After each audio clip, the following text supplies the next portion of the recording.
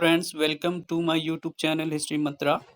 पिछले साल का जो हिस्ट्री का सेकंड सेमेस्टर का पेपर हुआ था, उसमें जो क्वेश्चन पूछे गए थे उसके बारे में हम इस वीडियो में आपको बताएंगे। ये वीडियो जो है एग्ज़ाम से रिलेटेड है, एग्ज़ाम में आने वाले जो क्वेश्चन हैं उससे रिलेटेड है। तो पिछले साल जो history of India 300 C to 1200 C वाला पेपर हुआ था, उसके बारे में हम चर्चा करेंगे। ये पेपर जो है कुल 90 मार्क्स का था और इसमें जो है आपको कोई 4 क्वेश्चन जो है 3 घंटे में जो है वो करना था। तो आइए देखते हैं इस एग्ज़ाम में पिछले साल जो है क्या पूछा गया था। पहला जो क्वेश्चन था उसमें पूछा गया था 300 से 1200 ईस्वी के मध्य इतिहास के पुनर्गठन हेतु उपलब्ध स्रोतों के महत्व का विवेचन कीजिए। अब इसमें जो है थोड़ा एरर है, इस हिंदी वाला जो टाइप हुआ है उसमें आप देखेंगे कि 1200 के बजाय 200 लिखा गया है। ये एक एरर है, बट आप इंग्लिश वाला क्वेश्चन पढ़ेंगे तो उसमें क्लियरली मेंशन है ये 1200 ईस्वी तक जो है इसमें जो सोर्सेज़ हैं 300 से लेकर के 1200 ईस्वी तक के सोर्सेज़ के बारे में पूछा गया है। इसमें जो है आपको वेरियस सोर्सेज़ बताने होंगे गुप्त काल से लेकर के 12th सेंचुरी सी तक। इसके बाद जो दूसरा क्वेश्चन पूछा गया है, इसमें पूछा गया है कि गुप्त काल के दौरान सामाजिक व आर्थिक क्षेत्र में हुए परिवर्तन को रेखांकित कीजिए। तो इसमें आपको सोसाइटी बतानी है, ब्राह्मण, क्षत्रिय, वैश्य, शूद्र, चंडाल एंड अंत्यज वगैरह जो है ये सब बताना है, वुमेन कंडीशन बतानी है, फिर इकोनॉमी बतानी है, कृषि, शिल्प, वाणिज्य इत्यादि जो है इसमें आपको सेकंड वाले पोर्शन में आपको बताना है। तीसरा जो क्वेश्चन है उसमें पूछा गया है उपलब्ध स्रोतों के आधार पर हर्षवर्धन की उपलब्धियों की चर्चा कीजिए।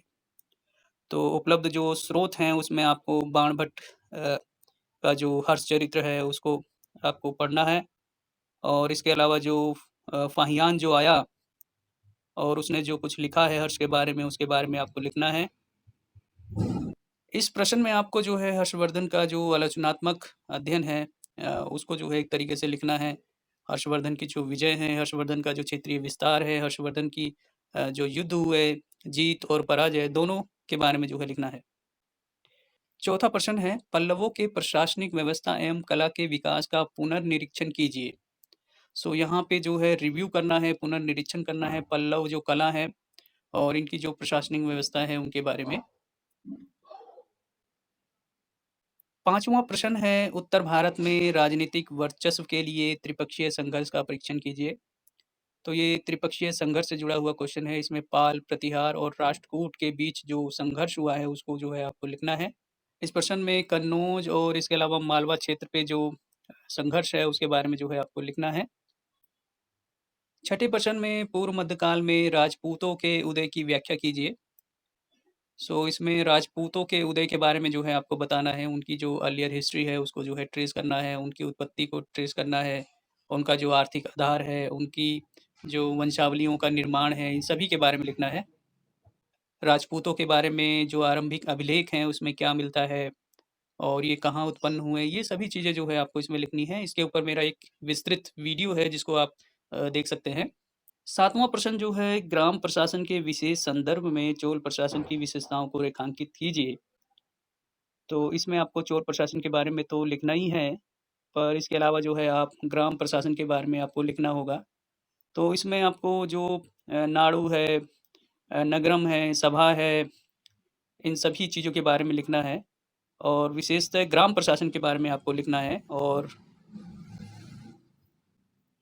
ग्राम प्रशासन के बारे में जो प्रांतक प्रथम का अभिलेख है वो एक महत्वपूर्ण जानकारी देता है कि ग्राम प्रशासन किस प्रकार से चलता था। आपको विशेष तौर पे यहाँ पे उर और सभा नामक जो ग्राम प्रशासन है उसके बारे में जो है एक तरीके से आपको लिखना है।